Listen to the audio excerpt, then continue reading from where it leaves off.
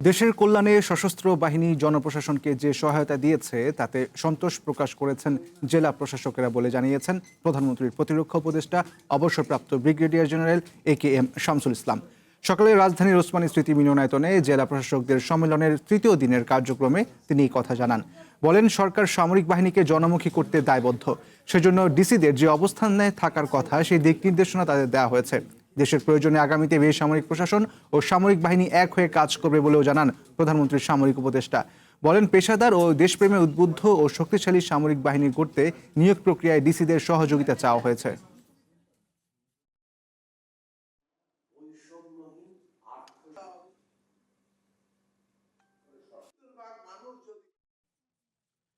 জেলা প্রশাসক সম্মেলনের তৃতীয় দিন আজকের সম্মেলন নিয়ে বিস্তারিত জানাতে রাজধানীর ওসমানী স্মৃতি মিলনায়তনে আছেন শাহরিয়ার বাঁধন। শাহরিয়ার, জেলা প্রশাসক সম্মেলনের আজকের কর্মসূচি কি থাকছে বিস্তারিত জানাবেন।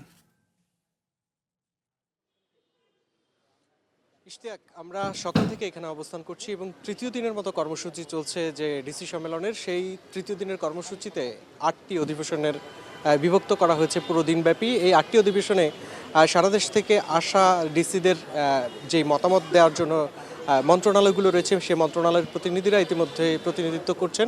তো সকালের পর্বে আমরা দেখেছি প্রধানমন্ত্রীর প্রতিরক্ষা বিষয়ক উপদেষ্টা তিনি কথা বলেছেন গণমাধ্যমের সাথে, যে ডিসিরা তাদেরকে যে পরামর্শ দিয়েছেন এবং ডিসিদেরকে তারা যে পরামর্শ দিয়েছেন দেশের কল্যাণে, সেই বিষয়গুলো নিয়ে উনি বিস্তারিত গণমাধ্যমের সাথে কথা বলেছেন এবং তিনি জানিয়েছেন যে বিগত 2 বছর ধরে যে সেনাবাহিনীর যে কার্যক্রম দেশের কল্যাণে দেশ এবং মানুষের কল্যাণে যে সেনাবাহিনীর কার্যক্রম, সেগুলোতে সন্তোষ প্রকাশ করেছেন সারা দেশ থেকে আসা জেলা প্রশাসকরা এবং তাদেরকেও যে আগামীতে যেন দেশের কল্যাণে যে কোনো প্রয়োজনে যে কোনো মুহূর্তে সেনাবাহিনীর সাথে একযোগে কাজ করতে পারে সেই বিষয়ে তাদেরকে প্রস্তুত থাকার আহ্বান জানানো হয়েছে এই সম্মেলন থেকে। এবং তার পরবর্তীতে যেই সেশনটি হয়েছে সেটি মুক্তিযুদ্ধ বিষয়ক মন্ত্রণালয়ের সাথে, সেখানে তারা ডিসিরা তাদেরকে কথা বলেছেন এবং এই মন্ত্রণালয়ের সাথে বৈঠকের পর মন্ত্রী এবং প্রতিমন্ত্রী গণমাধ্যমের সাথে কথা বলেছেন।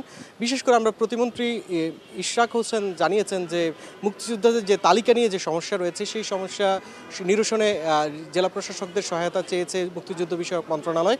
তো এই বিষয় নিয়ে পরবর্তী সংবাদের মাধ্যমে হয়তো আমরা আরও বিস্তারিত জানাতে পারবো। তো এই ছিল ইশতিয়াক আমার হাতে সর্বশেষ। ধন্যবাদ বাঁধন।